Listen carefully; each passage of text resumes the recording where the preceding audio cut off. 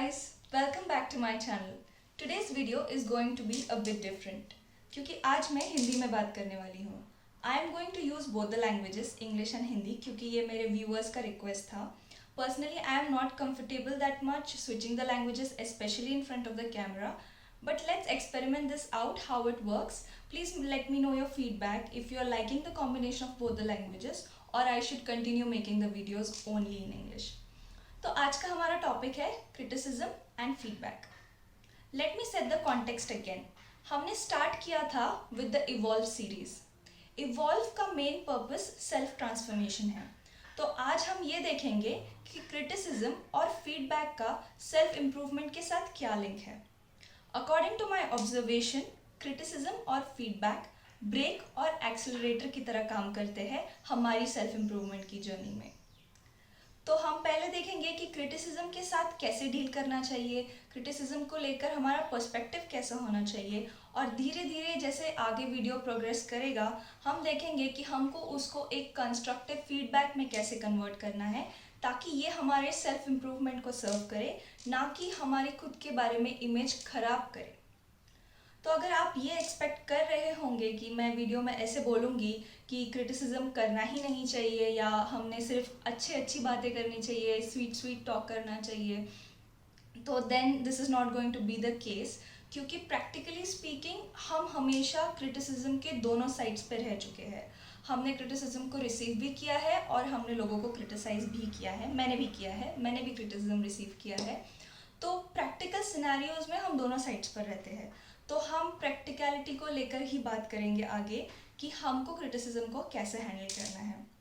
तो जब कोई हमें क्रिटिसाइज करता है तो हमारा रिस्पॉन्स उसकी तरफ कैसे होना चाहिए. आपने बहुत बार सुना होगा कि अगर आपको कोई क्रिटिसाइज कर रहा है तो आप रिएक्ट करने की जगह रिस्पॉन्ड कीजिए. बट वो करते कैसे हैं, क्योंकि जब क्रिटिसिज्म फेस करते हैं हम लोग तो हमारे अंदर बहुत जल्दी ट्रिगर्स एक्शन में कन्वर्ट होते हैं. हम काफ़ी बातें ऐसी कह देते हैं जो हमें कहनी नहीं चाहिए, चाहे हम क्रिटिसाइज करने वाले साइड पे हो या रिसीव करने वाले साइड पे हो. हम तुरंत बहुत डिफेंसिव हो जाते हैं. हम खुद को क्लैरिफाई करने की और जस्टिफाई करने की और ज़्यादा कोशिश करते हैं.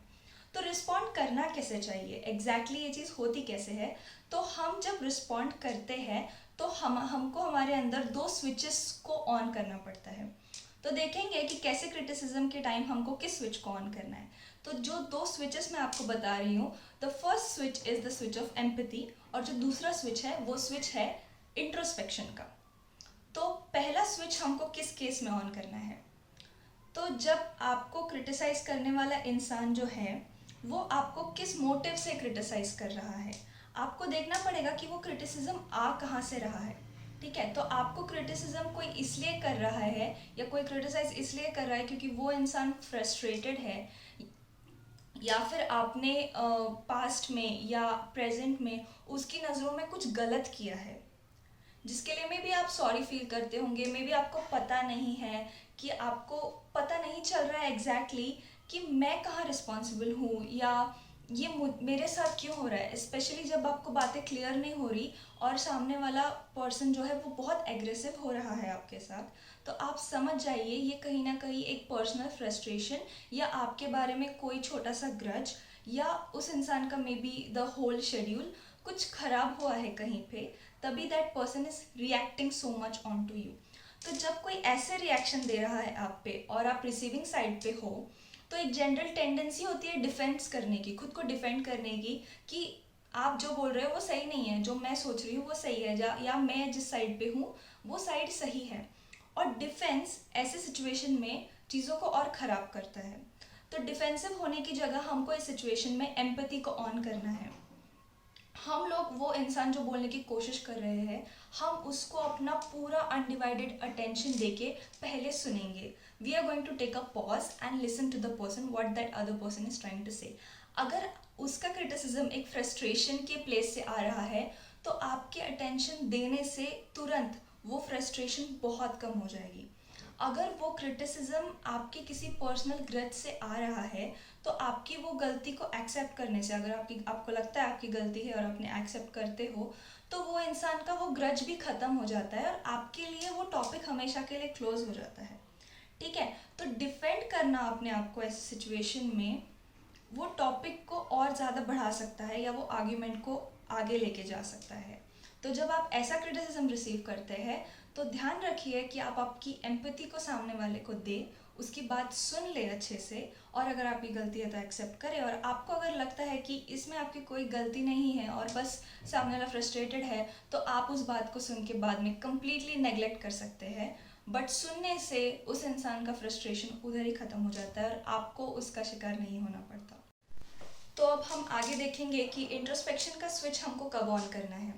अगर आप लोगों ने ध्यान से नोटिस किया होगा तो ये पूरी दुनिया हमारे लिए एक मिरर की तरह है, एक बड़ा सा मिरर। चाहे आप कहीं पे भी चले जाओ, घर पर हो, ऑफिस जा रहे हो या आप आपके फ्रेंड्स के साथ हो, आप देखोगे कि आपके जैसे जो वीकनेसेस कहते हैं हम या स्ट्रेंथ्स है, ये हम लोगों को सामने वाले में भी दिख कर आते हैं। मतलब अगर अपनी कोई वीकनेस है जो हम मे बी दुनिया से छुपाने की कोशिश कर रहे हैं या हम उनके साथ खुद खुद को लेकर इतना कंफर्टेबल नहीं है, जब भी हमको वो वीकनेस याद आती है तो आप देखोगे आप ऐसे लोगों से मिलोगे जो मे बी आपको बार बार वो वीकनेसेस के बारे में याद दिलाए अननोइंगली। उनका ऐसा कोई इंटेंशन नहीं होता, बट वो आपसे कुछ ऐसी बातें कह देते हैं या आपके सामने ऐसे टास्क आ जाते हैं जिसकी वजह से आपको उन वीकनेसेस का एहसास होता है। और जब भी हमको पता चलता है कि जो चीज़ हम मे बी हाइड करने की कोशिश कर रहे हैं दुनिया से, हमको दुनिया के लोग वही याद दिला रहे हैं, तो हम और फ्रस्ट्रेटेड हो जाते हैं। तो इस केस में हमको एक डीप इंट्रोस्पेक्शन करना चाहिए। हम लोगों ने थोड़ी देर के लिए पॉज लेकर एक रिफ्लेक्टिव मोड में जाना चाहिए। फॉर एग्जाम्पल पब्लिक स्पीकिंग हो सकता है कि आपको स्टेज फियर है या आपको ज़्यादा लोगों से बात करना अच्छा नहीं लगता है, स्पेशली स्पॉटलाइट में जाकर या ऐसे अटेंशन जोन में होकर जहाँ सब लोग आपकी तरफ देख रहे हैं। ये आपको पर्सनली अच्छा नहीं लगता और आपके बॉस ने या एक फैमिली फंक्शन में आपके हाथ में माइक दे दिया गया और आपसे कहा गया कि आप ये चीज़ बोलो। ठीक है, ये कहीं पे भी एक क्रिटिसिज्म नहीं है, बट यहाँ पे आपका सेल्फ क्रिटिक जो है या जो क्रिटिसाइज आप खुद को करते हो वो एक्टिवेट हो जाता है। तो जब ऐसी चीज़ें कोई एक्टिवेट हो रही है आपके अंदर जहाँ पे दुनिया से ज़्यादा आप खुद को क्रिटिसाइज करते हैं, वहाँ पे आप सेल्फ क्रिटिसिज्म की जगह पर इंट्रोस्पेक्शन को ऑन कीजिए। आप ये देखिए कि आपको ये इवेंट अनकंफर्टेबल क्यों फील करा रहा है। ऐसी कौन सी क्वालिटी है आपकी जिससे आप भागने की कोशिश कर रहे हो। मे बी आप इतना ज़्यादा फोकस में नहीं आना चाहते, ऐसा क्यों है? क्या आपकी इमेज खुद को लेकर थोड़ी सी ख़राब है, या आपको लगता है जो मैं बोलूँगा वो सामने वाले को समझ में नहीं आएगा, या आज तक मैंने जब भी ऐसे स्टेज पे बोला है तो मुझे एक्सपीरियंसेस अच्छे नहीं रहे हैं। तो आपको देखना पड़ेगा कि आप में एक सेल्फ क्रिटिकल वॉइस है क्या, और अगर है तो आप उस वॉइस को समझाएं कि यहाँ पर जाने से या ये करने से मेरी ग्रोथ होने वाली है। There is going to be some acceleration in the journey of my self improvement. अगर आप आपकी इनर वॉइस को ये समझाते हो, आपकी इनर वॉइस को आप एक छोटे बच्चे की तरह ट्रीट करिए जो कि डर रहा है कुछ करने से, या वो डर जाता है जब कोई सामने वाला उसको कुछ करने बोलता है, तो आप उसको समझाइए कि ये करने से कुछ नुकसान नहीं होगा, वो बस एक डरे हुए बच्चे की तरह होता है। तो हमको वो एक्शन लेके या वो चीज़ करके उसको प्रूव करना होता है कि आप जिस चीज़ से डरे हुए हो वो एक्चुअली में डरावनी है ही नहीं। तो जब ये चीज़ सामने आ जाती है तो हमको दुनिया से, लोगों से डर लगना बहुत कम हो जाता है, और इसीलिए हम खुद को लेकर क्रिटिकल होना ऑलमोस्ट बंद कर देते हैं एक पॉइंट ऑफ टाइम के बाद। तो ये मैंने आपको बताया कि कब एम्पैथी और कब सेल्फ इंट्रोस्पेक्शन का स्विच हमको ऑन करना है, जब हम क्रिटिसिज्म रिसीविंग मोड में होते हैं। अगर आप खुद की इमेज को स्ट्रॉन्ग बना लेते हैं आपकी नज़रों में, तो क्रिटिसिज्म रिसीव करना थोड़ा सा आसान हो जाता है। आपको पता चलता है, ये फाइंड आउट करना आसान हो जाता है कि मुझे इम्प्रूव करने की ज़रूरत है खुद में, या मुझे सामने वाले को एम्पैथी देने की ज़रूरत है, ताकि we don't make a mess out of this situation. अब हम ये देखेंगे कि जब हम क्रिटिसाइज करने वाले मोड में होते हैं या कभी कभी हमको क्रिटिसिज्म करना पड़ता है, स्पेशली जब हम एक अथॉरिटिव पोजीशन पे होते हैं या लीडरशिप पोजीशन पे होते हैं, या हम किसी से बड़े होते हैं एज में, हम किसी छोटे को समझा रहे होते हैं, तो उस टाइम पे क्रिटिसिज्म एक इम्पॉर्टेंट रोल प्ले करता है और वो हमको करना पड़ता है। तो वो हम कैसे करेंगे without really offending the other person? क्योंकि आप देखोगे कभी कभी आर्ग्यूमेंट्स आपके अंदर की या सामने वाले के अंदर की बेस्ट चीज़ों को बाहर लाते हैं, और कभी कभी आर्ग्यूमेंट सामने वाले के और आपके अंदर की वर्स्ट चीज़ों को बाहर लाते हैं। और कॉन्वर्जेशन तो होना पड़ेगा, क्योंकि हम इंसान हैं, हम कम्युनिकेट करके एक दूसरे को बहुत अच्छे से समझ सकते हैं। तो इस मामले में जब आपको क्रिटिसिज्म एक आर्ग्यूमेंट के फॉर्म में करना है, तो instead of raising your voice और यूजिंग अ सरकास्टिक टोन, जो कि हमारे कंट्री में बहुत पॉपुलर है, ताने मारना। ट्रस्ट मी गाइस, अगर ताने मारने से दुनिया बदलती ना, तो अभी तक सब कुछ अच्छा हो चुका होता और हमको ये वीडियोस बनाने की ज़रूरत ही नहीं पड़ती। तो सरकास्टिक टोन्स यूज़ करना या वॉइस को बहुत ज़्यादा बढ़ाना, ये आपके आर्ग्यूमेंट को कोई फ्रूट नहीं देता। तो आप क्या कर सकते हो कि आपके आर्ग्यूमेंट की क्वालिटी को बढ़ाओ, स्पेशली अगर आप किसी अथॉरिटी पोजीशन पे हो और आप एक क्रिटिकल फीडबैक देना चाहते हो सामने वाले को, तो एविडेंसेस को रखो और सामने वाले को एक सोल्यूशन भी दो। अगर आप उसको बता रहे हो कि आप में प्रॉब्लम क्या है, तो उसको एक रास्ता भी दिखाओ, डायरेक्शन भी दिखाओ, जो उसको लगता है कि ये मेरे भी फेवर में है।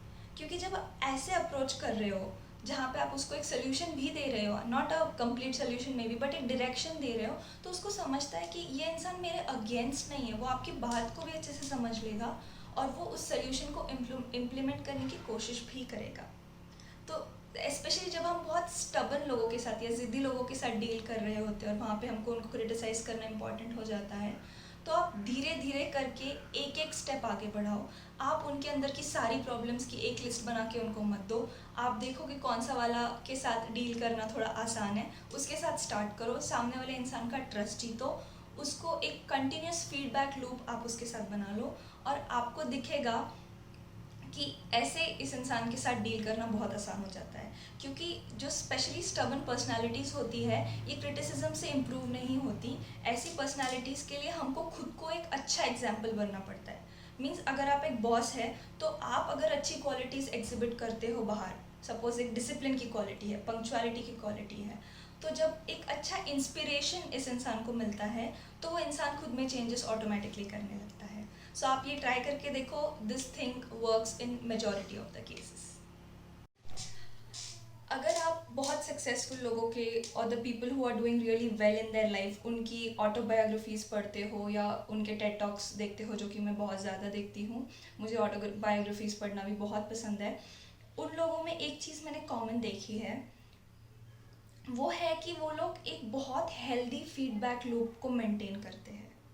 अगर वो कोई कंपनी का सीईओ है, तो वो उस फीडबैक लूप को अपने एम्प्लॉयज़ के साथ मेंटेन करता है, उस फीडबैक लूप को एक अच्छे एडवाइज़र के साथ मेंटेन करता है।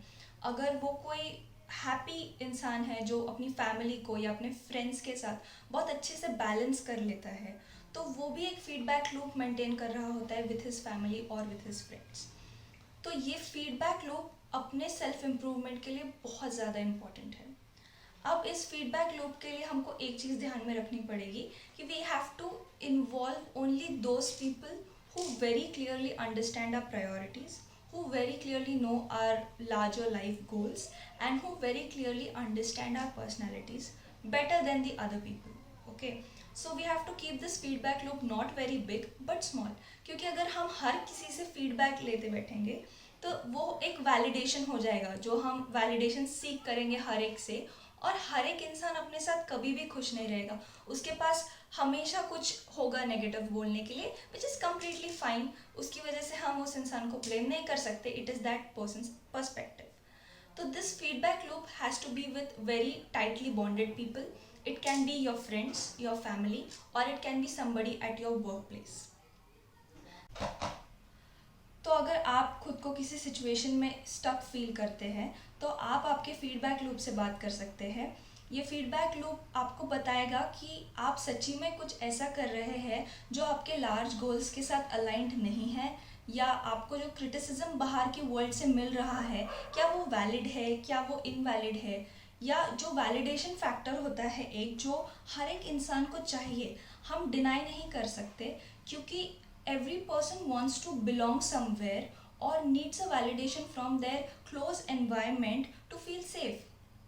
तो अगर आप एक अच्छा और स्ट्रॉन्ग वैलिडेशन लूप या फीडबैक लूप मेंटेन करते हैं, जहाँ पे आप आपके एक्शंस को आपके फैमिली का या आपके फ्रेंड्स का या आपके क्लोजेस्ट लोगों का सपोर्ट मिल रहा है, तो that gives you immense strength.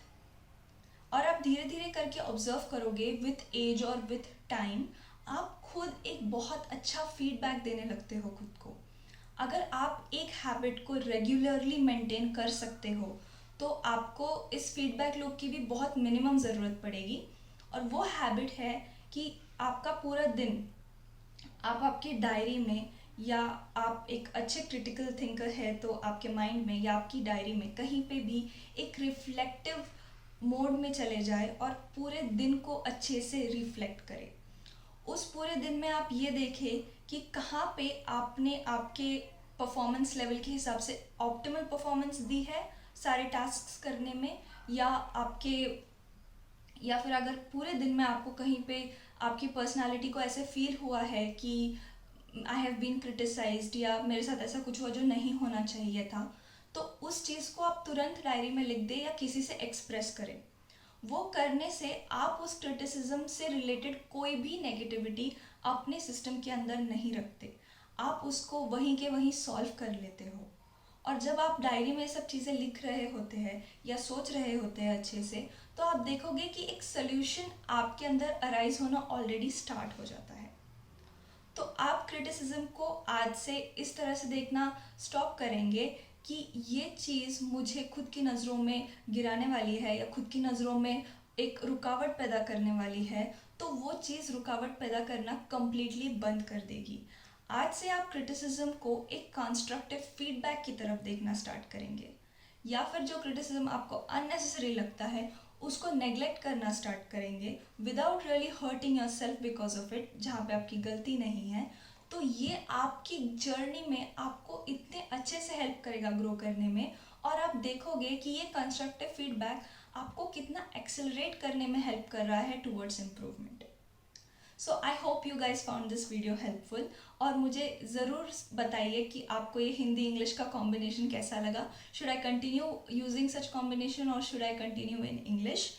Also, please subscribe to my channel, like this video and share this video with your friends. Thank you.